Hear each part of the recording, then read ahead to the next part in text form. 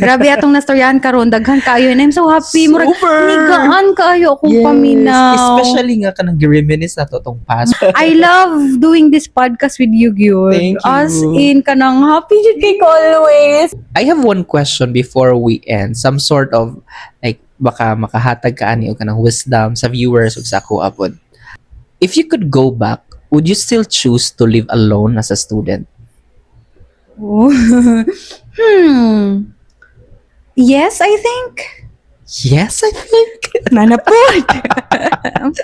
Sige daw. Yeah. Because, dito mo ko nakatuon. Ah. Like, to survive. Even before nga, growing up, di ba, kabalo man jud mo na independent jud ko from the Yes. very beginning. Pero kato na time nga, balancing studies and then working, then doing it all by myself, part siya or lesson kung unsa og kinsa ko karon. Oh. Very dako siya na factor. Diba? Kay dili man ko ingon ani dayon ka intentional or purposeful kung wala na ko to na experience before. Ikaw? No, amazing na ano. Dapat to bago na yun. Nag-resonate ko sa imong answer. My answer still is yes.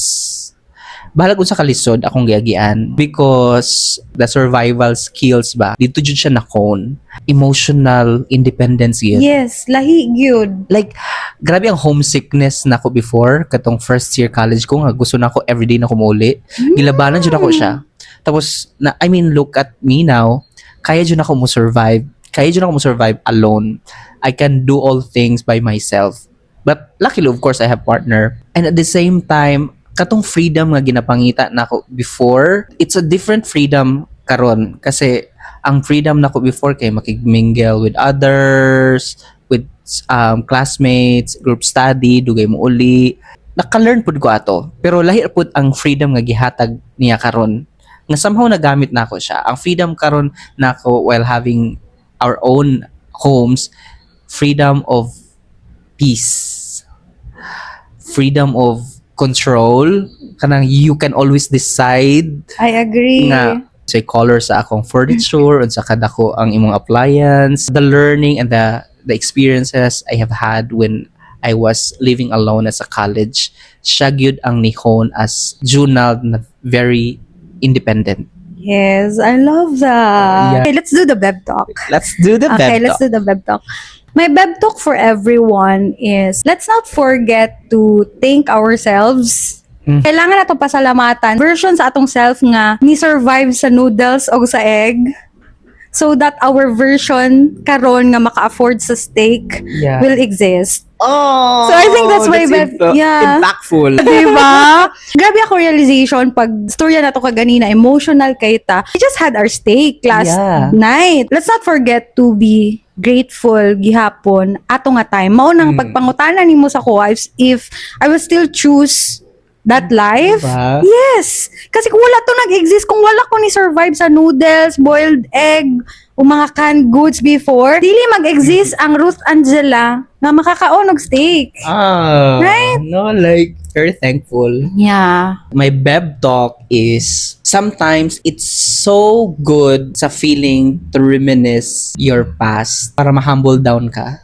sa imong present. It's so nice to realize how you struggle just to survive para ma-appreciate nimo kung unsa ang nakakaroon. Yeah. The same gihapon sa atong last episode, last time. Just to be grateful. Lisod kayo may mong grateful. Istorya mo na ni JK. Ano man. Kay kanang di ka ito siya giingon nga, dili siya makontento ang tao, no? Like, before, magsweldo lang mo daw siya 15,000.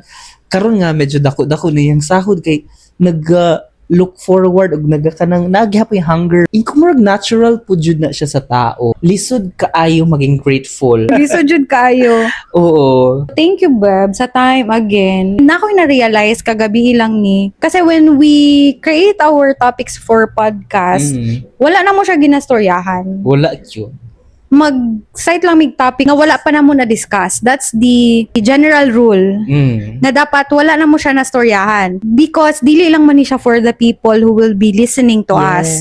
It's It's us. for the both of us. I get to know you more. Yeah. 'Di ba? 'Di ba kagabi lang ta nag-final what will be the topic today? Yeah. Ang topic is about comparing our life before, during our boarding house time, Yeah. and then owning our space right now. I realized that we spend so much years wishing to have our own space. Yeah. Just to realize, for me, just to realize that one thing na pinaka the best nga nahitabo sa pagbali na mo diri is ang silingan ta. Oh. And that's true. Because you cannot choose your neighbors. Yes. You can choose the place kung asa jud ka, right? Pero the specific person nga naadira as your neighbor, dili nimo mapili. Oh. That's why I'm so blessed to have you right next door, Oh. right next wall. Right next wall. Kasi nasa kong mind ato, pag makabalay na, wow, grabe jud ni ka, satisfying, ana. Murag bonus points jud kaayo nga naara ka dira. Oh, So thank that's you. ang baon na akong main realization aside sa part na fulfilling siya kay doing this with my husband is really a fulfillment for the both of us, but having you parang sustaining also the energy and the support, grabe cute ko support. grabe kay ko ka thankful. I love you so much for I love that. you too, babe. Ay, amazing kayo. Nadi ko Hindi ko na-learn. dagan pa jud ko natunan sa inyo. Dagan pa siya kumaton. Ano May balan, ay may balan. Tumoya na sa oras. Tawagan na si Trisha. Ay, pwede. Nga, pagkitag durian. Stop na ako. Oh, tara, ato na. Thank you. Thank you. Ano, Oh, sige, sige.